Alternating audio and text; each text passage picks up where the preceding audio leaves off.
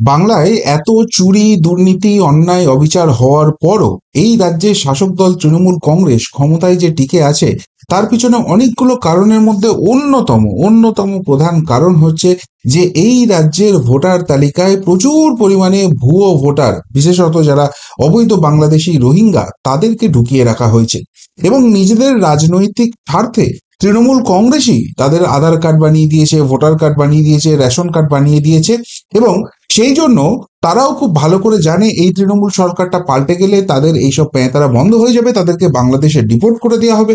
তাই দুহাত ভরেও তারাও তৃণমূল কংগ্রেসকে ভোট দিয়ে একটার পর একটা নির্বাচনে জিতিয়ে দিচ্ছে। এত বাংলার মানুষের ক্ষোভ সত্ত্বেও তৃণমূল কংগ্রেসের গায়ে একটু আঁচও পড়ছে না, শুধুমাত্র এই ভুয়ো ভোটারদের জন্য। এই দাবিটা কিন্তু দীর্ঘদিন ধরেই এই রাজ্যের প্রধান বিরোধী দল বিজেপি করে আসছিল এবং ধীরে ধীরে এই বাংলার একটা বড় অংশের মানুষ, তাদের মধ্যেও কিন্তু সেই ভাবনাটা সঞ্চারিত হচ্ছিল। কিন্তু প্রবলেমটা হচ্ছে, এটা যে সমস্যা এটা সকলেই বুঝছে, কিন্তু সেই সমস্যাটা সমাধান হবে কি করে? সেই সমস্যাটা সমাধান করতে কিন্তু এগিয়ে এসছে নির্বাচন কমিশন। অর্থাৎ তারা বিজেপিকে জেতাতে বা তৃণমূলকে হারাতে গিয়ে আসেনি। নির্বাচন প্রক্রিয়া নিয়েই যখন প্রশ্ন উঠে গেছে, তার স্বচ্ছতা নিয়েই যখন প্রশ্ন উঠে গেছে, তখন সেই প্রক্রিয়াটাকে কিভাবে স্বচ্ছ করা যায় সেই কাজটাই করেছে নির্বাচন কমিশন। এবং এটা বিহার থেকে শুরু হয়েছে, স্পেশাল ইন্টেন্সিভ রিভিশন হচ্ছে এবং বাংলাতেও যে সেটা হবে সেই নিয়ে জল্পনা চরমে আছে। আর যখনই সেই জায়গাটা চরমে উঠেছে, তখনই কিন্তু আতঙ্কে ভুগতে শুরু করে দিয়েছে এই রাজ্যের শাসক দল তৃণমূল কংগ্রেস এবং তাদের সর্বোচ্চ নেত্রী মমতা বন্দ্যোপাধ্যায়। এবং সেই জায়গা থেকে এই রাজ্যে যদি সত্যি সত্যি এসআইআর হয় এবং বিহারের মতো একটা বিপুল সংখ্যক মানুষ যারা অবৈধ ভোটার হিসেবে চিহ্নিত হয় এবং ভোটার তালিকা থেকে তাদের নাম যদি বাদ যায়, তাহলে সত্যিই 26-এর নির্বাচনে তৃণমূলের কপালে শনি নাচছে, এই কথাটা আর নতুন করে বলার কিছু অপেক্ষা রাখে না। আর সেই জন্য মমতা বন্দ্যোপাধ্যায় মরিয়া হয়ে উঠেছেন, গোটা তৃণমূল কংগ্রেসকে ময়দানে নামিয়েছেন, যে করে হোক এই এসআইআর আটকাতে হবে। আর বাংলাতে যে এই এসআইআর করাটা সহজ হবে না, সেই জায়গাটা কিন্তু অধীর চৌধুরী, কংগ্রেস নেতা, তিনিও কনফার্ম করে দিয়েছেন। কিভাবে মমতা বন্দ্যোপাধ্যায় ময়দানে ঝাঁপিয়েছেন, তার কতখানি তিনি এটার জন্য মরিয়া হয়ে উঠেছেন, আমি দুটো জিনিস আপনাদের দেখাবো, তাহলেই আপনারা বুঝতে পারবেন। ভোটার তালিকা নিয়ে হেনস্থা করবেন না মানুষকে, রাজ্যেরই চাকরি করেন, এটা মনে রাখুন। বিএলওদের বার্তা মমতার। বার্তা ভদ্র ভাষায় মিডিয়া লিখেছে, এটাকে তো হুমকি বলা হয়। সোজা কথায় তিনি যেটা প্রত্যেকটা নির্বাচনের আগে এই রাজ্যে যারা সরকারি কর্মচারী আছে তাদের উদ্দেশ্যে তিনি হুঙ্কারটা ছাড়েন যে আপনারা নির্বাচন কমিশনের অধীনে একদম স্বাধীনভাবে কাজ করার কথা যদি ভাবেন, তাহলে সেটা ওই 3 মাসের জন্য। 3 মাস বাদে নির্বাচন কমিশন চলে যাবে, তখন আমরাই আবার ক্ষমতায় আসবো, যারা যারা এই কাজটা করেছে তাদের কিন্তু ব্যবস্থা হবে। এই প্রচ্ছন্ন বার্তা, এই প্রচ্ছন্ন হুমকি তিনি দেন। এই অভিযোগ কিন্তু অতীতে তার বিরুদ্ধে বারবার বিরোধী দলগুলো তুলেছে। আর আজকেও তিনি কিন্তু সেই একই কাণ্ডটা করেছেন। আপনারা জানেন যে এই যে এসআইআর হবে তার প্রিপারেশন হচ্ছে এবং সেই জায়গা থেকে যারাই এসআইআর কাজটা করবে, সেই বিএলও, তাদের উদ্দেশ্যে পরিষ্কারভাবে এই হুঙ্কার বার্তা মমতা বন্দ্যোপাধ্যায় দিয়েছেন। আচ্ছা, স্বচ্ছভাবে ভোট হোক, এটা কি তৃণমূল কংগ্রেস চায় না? তার মানে অফিসিয়াল স্টেটমেন্ট তো সেটাই দাঁড়াচ্ছে। কার নাম বাদ যাচ্ছে? বিহারে যে 65 লক্ষের নাম বাদ গেছে, তাদের মধ্যে কেউ মৃত, কেউ সেই এলাকাতেই থাকে না, এলাকা ছেড়ে চলে গেছে, অন্য জায়গায় তার ভোটার তালিকায় নাম উঠে গেছে, কারোর অস্তিত্বই নেই। এই যে ভুয়ো ভোটারগুলো ছিল, 3বার 4বার করে তাদের বাড়িতে গেছে এবং তাদের খুঁজে পাওয়া যায়নি। আজ অব্দি বিহার থেকে একটা অভিযোগ এরকম এসেছে যে আমি জেনুইন ভোটার ছিলাম, জোর করে আমার নাম কেটে দিয়েছে? একটা অভিযোগ এসছে? তাহলে এই এসআইআর নিয়ে এইভাবে বিএলওদের কেন হুমকি দিচ্ছেন মমতা বন্দ্যোপাধ্যায়? আর এইখানেই তো সমস্ত রহস্যটা লুকিয়ে রয়েছে। শুধু তাই নয়, আজকে ওই বোলপুরে তিনি হেঁটেছেন, ভাষা আন্দোলন না কি সব করছেন। সোজা কথায় এই যে রোহিঙ্গা এবং বাংলাদেশি যারা বিভিন্ন রাজ্যে তাদেরকে চিহ্নিত করা হচ্ছে এবং তাদেরকে ডিপোর্ট করা হচ্ছে বাংলাদেশে, সেই জায়গাটা নিয়ে তিনি একটা আন্দোলনে নেমেছেন যে এই জায়গাটা করা যাবে না, এদের নাম বাদ চলে গেলে ভোটার তালিকা থেকে মুশকিল হয়ে যাবে। এবং সেই জন্য পরিযায়ীদের জন্য প্রকল্প তৈরি ঘোষণা মমতার। ভোটার তালিকা থেকে নাম বাদ দিলে দামামা বাজানোর হুঁশিয়ারি মুখ্যমন্ত্রী। দামামা বাজানো কথাটা শুনেই একটা অন্য কথা মনে পড়ে যাচ্ছে না? ঢাক বাজানো, চরম চরম, গুড় বাতাসা, নকুল দানা। যিনি বলতেন সেই তাকেই মমতা বন্দ্যোপাধ্যায় বীরভূমের দায়িত্ব দিয়ে দিয়েছেন আবার। তো তার চেলা যখন ঢাক বাজাতো, এখন তিনি দামামা বাজাবার কথা বলে দিলেন। অর্থাৎ হুঙ্কার, হুমকি, যেভাবেই ব্যাপারটাকে দেখুন, সেটা কিন্তু মমতা বন্দ্যোপাধ্যায় করছেন, পরিষ্কারভাবে চাপ বাড়াচ্ছেন নির্বাচন কমিশনের উপরে। এবং এখানে আরেকটাও প্রশ্ন তিনি বলছেন যে এই যে পরিযায়ী শ্রমিক যারা অন্যান্য রাজ্যে আছে বলে চিহ্নিত হয়ে যাচ্ছে, তারা ফেরত আসুন বাংলায়, তাদের জন্য প্রকল্প তৈরি আছে। মমতা বন্দ্যোপাধ্যায় তো এর আগেও কি সব প্রকল্প করেছিলেন, অন্য রাজ্যে যারা পরিযায়ী শ্রমিক হয়ে আছেন তারা যদি বাংলায় কাজ করতে চান লক্ষ লক্ষ টাকা দেবেন। তারপর ওই ঘুগনি চপের দোকান কি সব তিনি বলেছিলেন না করতে, সেখান থেকেই নাকি কোটিপতি হওয়া যায়। তো তার এই উন্নয়নের রাজ্যে যদি সত্যিই এইসব ব্যবস্থা তিনি করে রাখতে পারতেন, তাহলে কেউ কি আর বাড়িঘর ছেড়ে এত দূরে পড়ে থাকতো? বাংলায় ডুডুখানা বাং, শিল্পও নাই, চাকরিও নাই, আর বেসরকারি ক্ষেত্রে বা শ্রমিকের কাজ করবে সেইটুকুনি স্কোপও নাই। যেটুকুনি কাজ করা যায় সেখানেও তৃণমূল নেতারা এসে কাটবানি খেয়ে চলে যায়। যে টাকা অন্য রাজ্যে পাওয়া যায় বাংলায় পাওয়া যায় না, সেই জন্য অন্য রাজ্যে চলে যেতে হচ্ছে। আর এই যারা চলে যাচ্ছে তাদের নিয়ে খুব একটা ভাবনা চিন্তা নেই। 22 লক্ষ একটা নাম্বার তিনি বলে দিয়েছেন, যেখান থেকে আবার সন্দেহের উদ্রেক হচ্ছে যে এরাই কি তাহলে সেই অবৈধ ভোটার, যেটা মমতা বন্দ্যোপাধ্যায় জানেন, তাদেরকে ফিরিয়ে আনছেন, তাদের জন্য প্রকল্প করছেন যে বাংলায় চলে আসুন, বাংলায় চলে আসুন, আপনাদের জন্য কাজ এখানে রেডি হয়ে আছে। দেখা যাক সেই তার ডাকে সাড়া দিয়ে কজন কি করে। কেননা বাংলায় তো আর কোনোদিন অন্যান্য রাজ্যে যেভাবে বাংলাদেশি রোহিঙ্গা পাকড়াও অভিযান চলছে সেটা এখনো পর্যন্ত হয়নি, কোনোদিন হবে বলেও তো মনে হয় না। তাই তাদেরকে বাংলায় থাকলে অন্য কেউ কিছু করতে পারবে না, সুরক্ষিতটা এইখানে করে দেবেন, এরকম কোনো পরিকল্পনা করছেন কি, সেটা অন্য প্রসঙ্গ। কিন্তু মূল কথা যেটা বারবারই দেখুন, বিএলওদের উপর চাপ সৃষ্টি করছেন, হুঙ্কার ছাড়ছেন তাদের উদ্দেশ্যে। এখানে বলছেন দামামা বাজাবো, পরিষ্কার নির্বাচন কমিশনের এগেনস্টে চলে যাচ্ছেন, বলছেন ওই শাঁখ বাজাবো ইত্যাদি ইত্যাদি অনেক কিছু বাজাবো, কিন্তু এই বাজানোর কথা বলি অনুব্রত মণ্ডলের কথা বলে। অর্থাৎ বাংলায় এসআইআর করতে গেলে ইলেকশন কমিশনকে অনেক কাঠখড় পোড়াতে হবে, এত সহজে মমতা বন্দ্যোপাধ্যায় করতে দেবেন না, কেননা ওটাই তার জীবন কাঠি। সত্যিই যদি এসআইআর করা যায়, ওই ভুয়ো ভোটারটা বেরিয়ে যায়, মমতা বন্দ্যোপাধ্যায় ড্যাং ড্যাং ড্যাং কোলা ব্যাঙের কটা ঠ্যাং হয়ে যাবে সেই জায়গাটা। আর সেই জায়গায় তাহলে নির্বাচন কমিশন কি এবার ব্যাকগিয়ার দেবে? তারা কি ভয় পেয়ে যাবে? বিহারে না হয় এনডিএ সরকার আছে, সেখানে করা গেছে।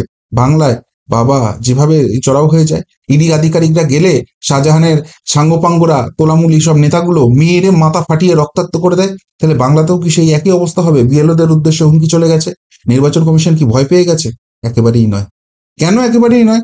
কেননা মমতা বন্দ্যোপাধ্যায় এই হুঙ্কার যখন দিয়েছেন, তার কয়েক ঘন্টার মধ্যে একটা মারাত্মক পদক্ষেপ ইলেকশন কমিশন করে দিয়েছে। রাজ্যে চালু হয়ে গেল বিশেষ নিবিড় সমীক্ষার কাজ, 2002 সালের ভোটার তালিকা প্রকাশ শুরু করলো কমিশন। বিহারেও যখন এই এসআইআর হয়েছিল, স্পেশাল ইন্টেন্সিভ রিভিশন হয়েছিল, তার আগে নির্বাচন কমিশন যেটা করেছিল, এর আগে বিহারের লাস্ট যে এসআইআর হয়েছিল সেই যে ভোটার তালিকা 2003 সালের, সেইটা প্রকাশ করে দিয়েছিল। এবং তারপর তারা সেখান থেকে এই এসআইআর করে একদম ফাইনালি একটা ড্রাফট তৈরি করে ফেলেছে। যাদের যাদের নাম বাদ যাওয়ার 65 লক্ষ নাম সেখান থেকে বাদ গেছে। বাংলার ক্ষেত্রে লাস্ট এসআইআর হয়েছিল 2002 সালে, সেই তালিকা প্রকাশ শুরু করে দিল নির্বাচন কমিশন। এবং আমি নিজে ওয়েবসাইটটা চেক করলাম, এখন অব্দি মোট 11টা জেলা, 11টা জেলার তালিকা সেখানে দিয়েছে। কোন কোন জেলা আপনাদের এক সেকেন্ড আমি দেখে বলে দিচ্ছি।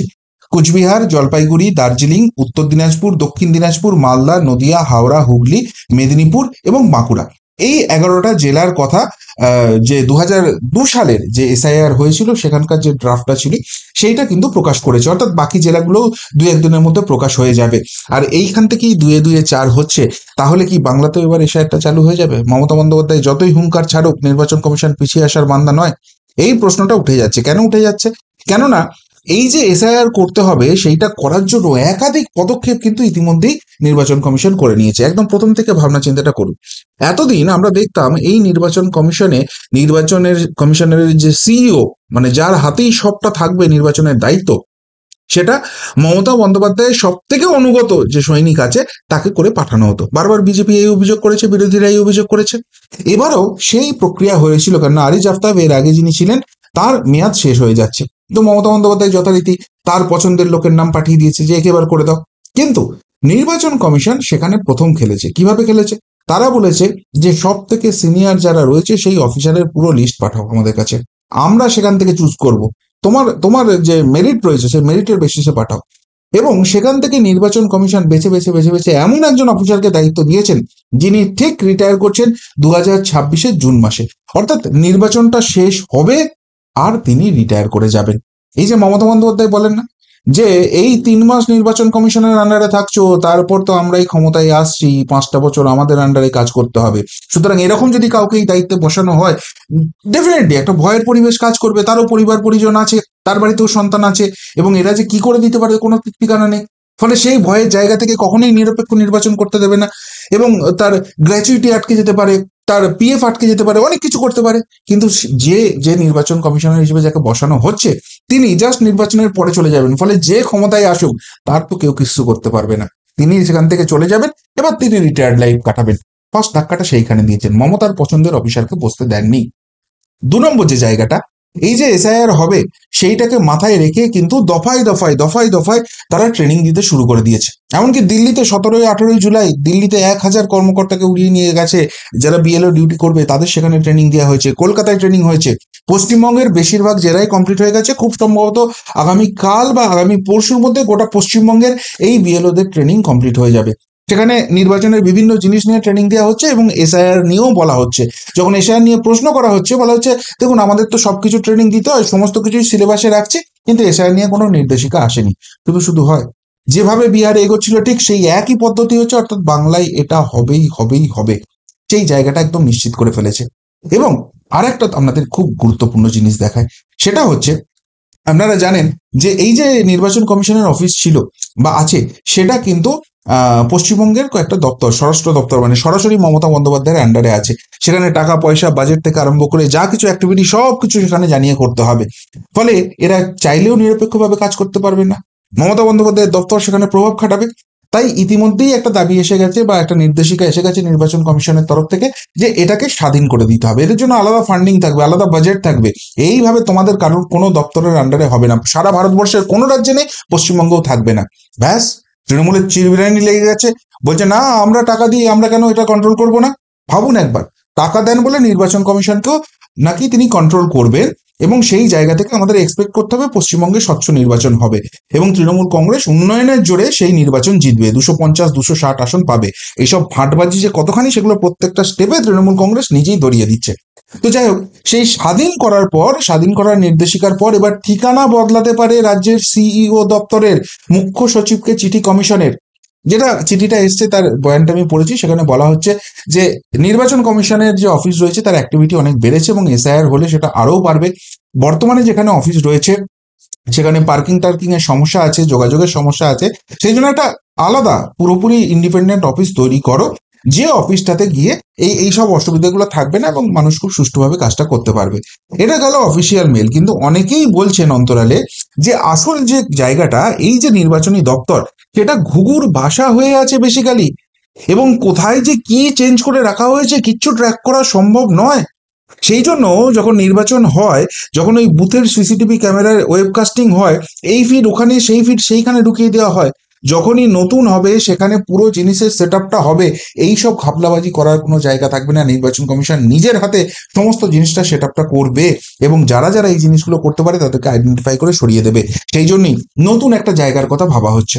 অর্থাৎ নির্বাচন কমিশন কিন্তু বার্তাটা পরিষ্কার দিয়ে দিচ্ছে যে মমতা ব্যানার্জি, তুমি যতই চোখ রাঙাও না কেন, দামামা বাজাবো, হুঙ্কার দাও, বিএলওদের হুমকি দাও, আমরা আলটিমেটলি পশ্চিমবঙ্গে এসআইআর করব, এবং নির্বাচনের অস্বচ্ছতা নিয়ে যে জায়গাটা উঠেছে, যে প্রশ্নটা উঠেছে, সেটাকে আমরা নিশ্চিতভাবে রেকটিফাই করব, এবং যারা যারা ভুয়ো ভোটার পুরো নামটা কেটে বাদ দেবো।